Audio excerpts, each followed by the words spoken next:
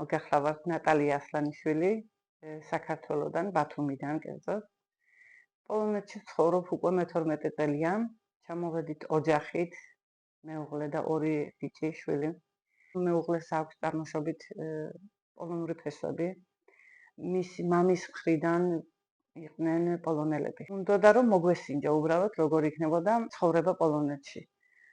და ცდილობდა ყველანაირად რომ დავერწმუნებინე რომ წამოსულიყავით. არ ვნანობ, დავიწყეთ ცხოვრება. ადვილი არ იყო, ენის უცოდინარობის გამო ძალიან რთული იყო ურთიერთობა ხალხთან. ვცდილობდი ყველა სიტუაციიდან მესარგებლად და მესწავლა სასწრაფოდ ენა. 6 თვეში დაახლოებით ისე ვისწავლე პოლონური ენა, რომ არანაირი კომუნიკაცია აღარ მიჭირდა ხალხთან.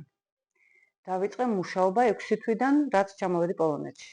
8 წელი ვმუშავე ერთ სალონში და უკვე მე-4 წელია მაქვს ჩემი სალონი, სადაც ვიმსახურები ძალიან დიდ კლიენტების ბაზას. დაახლოებით 3000-მდე მომხმარებელი ყავს ჩემს სალონს. მყავს 2 თანამშრომელი პოლონელი გოგონები, რომლებიც არიან თმის სტილისტები ისინიც. ყველაფერში მეხმარება ჩემი უფროსი შვილი, რომელიც არის ძალიან ჭკვიანი ბიჭი. ფორმალობები ყველაფერი ის აწესრიგებს ყველაფერს. ვფიქრობ, რომ მივახციე წარმატებას და ვარ ცოტა იმაზე წინ, ვიდრე მეგონა. წინ ძალიან დიდი გეგმები გვაქვს, უფრო გაფართოვებას ვფიქრობ, თქო 2 წლის შემდეგ. ეხლა გეტყოდით რა განსხვავებაა მაგალითად პოლონელის მომსახურებას შორის და საქართველოსთან მიმართებაში. საქართველოში მაგალითად მე როცა ვმუშაობდი, იქ იყო რა, მე ვმუშაობდი ჩვეულებრივად, ვიცოდი ეს ყველაფერი რასაც აქ ვაკეთებ. ოღონდ არასდროს არ გამივლია სწავლება. რისთვის უნდა იყოს კონკრეტული საღებავი და გაურიო იმაში, რაც გინდა რომ გამოიყვანო, ამის ახსნა არ არსებობდა. უბრალოდ ინსტინქტურად აკეთებ შენ საქმეს. აქ რო ჩამოვედი, გავლილი მაქვს აი ყველა სწავლება ნულიდან. 50-მდე სერტიფიკატი მექნება უკვე აღებული იმდენ რაღაცაზე დავდიოდი. რომ გამეკეთებია იმ უმაღლეს დონეზე, როგორც მოითხოვს აქაური მომხმარებელი. ეხლა დიდად ვერ შევადარებ, იმიტომ რომ დიდი ხანი არანაირ შეხება არ მაქვს საქართველოსთან და როგორ მუშაობენ იქ ვფიქრობ, რა თქმა უნდა, იქაც იქნებიან უკვე ძალიან განვითარებული და ძალიან წინ. ოღონდ დიდი სხვაობაა იმაში, რომ აქ არის თავარი კლიენტი. როცა მოდის, ის არის შენი უფროსი. შენ უნდა ისწავლო მოსმენა, პირველ რიგში ის რა საუბრობს, რას მოითხოვს შენგან და შემდეგ იწყებ საუბარს შენ.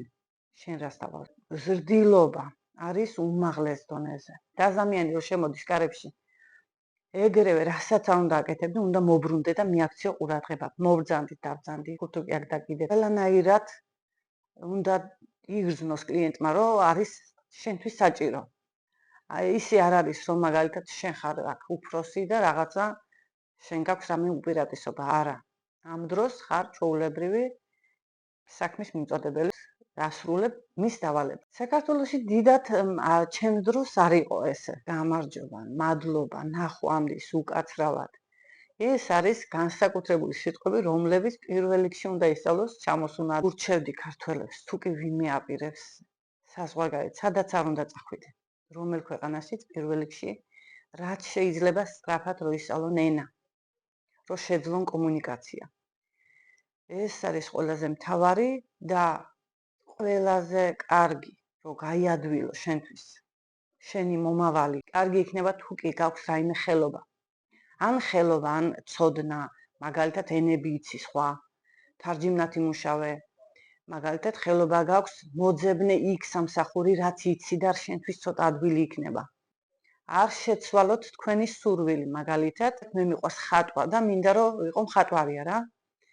იქ მოძებნე სამსახური, სადაც ესაა. რომ ადვილიც იყოს და სასიამოვნოც. შემოსავალიც ბევრად მეტი გექნება, იმიტომ რომ უკეთესად იცი ის საქმე, რასაც აკეთებ. ვისურვებდი და გისურვებდი მთელ საქართველოს, რომ ისე ყოფილიყო საქართველოში საქმე, რომ არავის არ დაჭირებოდეს არსად წასვლა. ოღონდ თუ საჭირო იქნება, რა თქმა უნდა. დედამიწა ყველასთვის არის. პოლონეთში რო ჩამოვედი, ძალიან ენას ვისწავლიდი.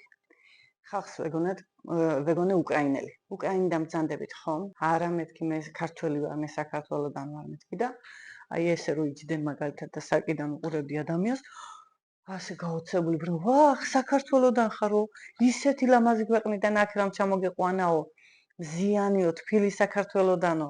ძალიან მიხაროდა ეს სიტუაცია და ძალიან სასიამოვნო იყო ამის მოსმენა. არანაირად ხელს არ მიშლის ის მაგალითად რომ პოლონეთში ცხოვრობ ქართველი და მუშაობ და ვარ თანაბარ დონეზე. ხელს მიწყობს ის რომ ვარ ჩამოსული.